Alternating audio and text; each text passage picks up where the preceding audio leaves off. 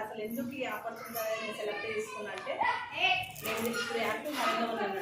నాకు 20 years నుంచి చేసినా కూడా 23,000 కన్నా ఎక్కువైతే జాబ్ అయితే మనం చేయడం వల్ల మనం ఒకవేళ జాబ్ మానేసినా కూడా మనం ఒక టీంని బిల్డ్ చేసుకొని బిజినెస్ బిల్డ్ చేసుకున్నాక ఒక 2 yearsలోనే మన టీం బిల్డ్ చేసుకున్నాం అనుకో ఎన్నో లక్షల్లో మనం తీసుకునే అవకాశం మనకి ఇందులో ఉందన్నమాట.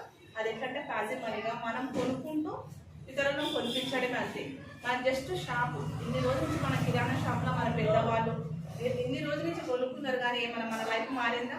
కొన్నోళ్ళు మనం తీసుకున్న వాళ్ళు మనము నష్టపోయినాం, కొన్నోళ్ళు మాత్రమే లాభం ఉన్నది కానీ మనకి ఏమైనా వచ్చిందా? మరి మన బిజినెస్ ఆపర్చునిటీ ఏంటంటే మనం కొనుక్కున్న వస్తువులను ఖర్చుగా మిగిలించుకోవాలి, ఖర్చులే మనం ఆదాయంగా సంపాదించుకునే అవకాశం అన్నది.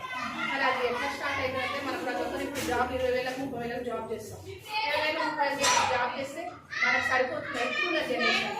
మరి ఆ ఖర్చులు అయిపోతున్నాయి. ఎందుకు ఇంటి రెంట్ కానీ పిల్లల ఫీజు కానీ పెరుగుతున్న దాంతో మనకు ఆదాయం పెంచుకునే అవకాశం అయితే లేదు. మరి అదే మన ఖర్చులాగా ఉన్న దాని మీదనే మనం ఆదాయం ఎట్లా సంపాదించుకోవాలనేది నేను కొంచెం చెప్తా. అది వెళ్ళండి. ఫస్ట్ మనం ఎందుకు వర్క్ చేస్తాం? అందరం మనం ఎందుకు వర్క్ చేస్తాం? ఎందుకు చేస్తాం? పైసల కోసం, డబ్బు కోసం, మన అవసరాలు. అంతేగాని మనం చేస్తున్న దాంట్లో ఏమైనా తీరుతుందా? బంట పొట్ట తప్ప వేరే ఏమైనా అవుతుందా? ఏం లేదు. మరి మనకి మన ఆపర్చునిటీ ఇంకా చేసే అవకాశం అయితే ఎక్కడన్నా లేదు. 20,000 30,000 తప్ప మనకి ఇంకా దగ్గర వేరైతే సోర్సెస్ లేవు. మరి ఇంకా మనం వాడుకున్న వస్తువుల మీద మనం ఆదాయం సంపాదించుకునేది కూడా మన ఇండస్ట్రీ మార్కెట్లో మనకు ఉంది.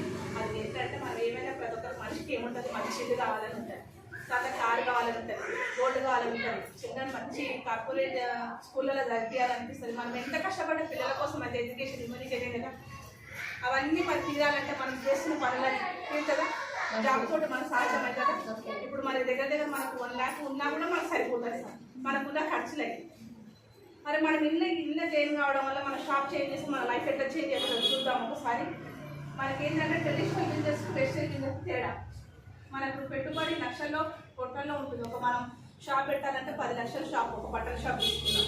10 లక్షలు పెడితే మనకి ఎంత వస్తుంది? నెలకు వస్తుంది, రాదు, రాకపోవచ్చు, సీజన్లను బట్టి ఉంటుంది. మరి ఈ మార్కెట్లో మాత్రం పెట్టుబడి అవసరం లేదు. జస్ట్ మనం బయట డిమార్ట్లో కొనుక్కున్న సామాన్ ఏదో ఇల్లు కొనుక్కోవడమే, మనం వాడుకుంటూ నచ్చితే వేరే షేర్ చేయడం. మరి రిస్క్ అనేది ఉంటుందా? ఇప్పుడు బయట ట్రెడిషనల్ మార్కెట్ అనేది రిస్క్ ఉంటుంది. వర్షం వచ్చినా ఏమైనా బంద్ చేయమన్నా కూడా బంద్ చేస్తాం. షాప్ సెంటర్ విషయం రోజే మన పైసలు వస్తాయి. మరి ఇదేంటంటే మనం మనం కొనుక్కుంటూ మన ఇంట్లో సామాన్ మనం షాప్ అవసరం లేదు. ఇంకా కాంపిటీషన్ అనేది ఉంటుంది బయట ట్రెడిషనల్. మనకి ఇవాళ మంచిగా నడిచింది, సండే మేడం షాప్ ఉంది, ఈరోజు షాప్ మంచిగా నడుస్తుంది, అదే షాప్ పక్కన షాప్ గదిలో ఓపెన్ చేస్తారు. ఇక పోతుందా లేదా? అంత కాంపిటీషన్ అవుతుంది. ఏదైనా సరే మన టైలర్ షాపే కానీ ఏదైనా సరే కాంపిటీషన్ వచ్చేస్తారు. 10 రూపాయలు తక్కువ అంటే అక్కడికి వెళ్ళిపోతారు. మరి అప్పుడు మనం లాసే కదా. టెన్షన్ ఉంటుంది, షాప్ రెంట్ వస్తుంది, ఈరోజు ఈ నెల మొత్తం మనం ఏం సంపాదించాం ఆదాయం అనేది ఉంటుంది. అప్పుడు మనం బయటికి వెళ్ళైనా తీసుకొచ్చైనా రెంట్ కట్టాల్సింది. అట్లా అన్నమాట. ఇల్లు అయితే టెన్షన్ ఉండదు. మన పెట్టుబడి అయితే షాప్ రెంట్ తీసుకుంటాం, కరెంట్ బిల్లు కడతాం, ఏం కడతాం, మన సామాన్ మనం తెచ్చుకుంటున్నాం, షేర్ చేస్తున్నాం. మన షాప్కి వెస్టేజ్ షాప్కి తేడా అనమాట. బిజినెస్ అనుభవం ఉండాలి. ఇలా ఎవరైనా పెడితే వాళ్ళని అడిగి ఎక్కడ నడుస్తుంది, ఏ సామాన్ తెచ్చుకోవాలి, ఎక్కడ తెచ్చుకోవాలి, ఏ మార్కెట్కి వెళ్ళాలి, ఎక్కడ తెచ్చుకోవాలి అనేది ఒక ఎక్స్పీరియన్స్ అయితే ఉండాలి. మనం ట్రెడిషనల్ మార్కెట్ అంటే మనం షాప్ పెట్టుకుంటే మరి ఇలా అనుభవం లేదు. ఇలా అప్లయన్స్ ఉంటుంది, సిస్టమ్ ఉంటుంది, వాళ్ళే నేర్పిస్తారు, వాళ్ళే చేస్తారు.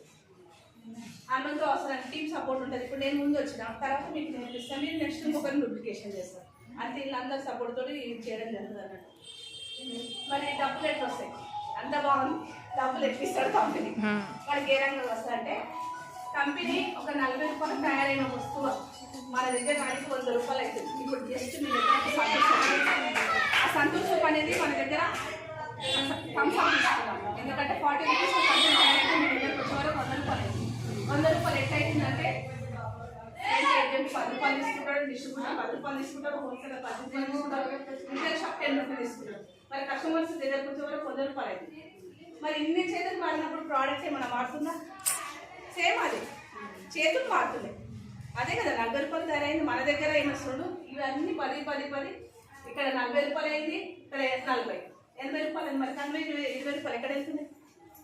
80 రూపీస్ 20 రూపీస్ ఎవరు మ్యాక్సిమం బాబు వచ్చి 50 ఇస్తాడు సల్బరెడ్డిస్. మరి నేను చెప్తే మీరు చెప్తే వింటాడా? అది ఎవరు విన్నారు? సెలబ్రిటీ తోటి వచ్చి థమ్స్ అప్ బాగుంటుంది మంచిగా ఉంటుంది అని చెప్తుంది.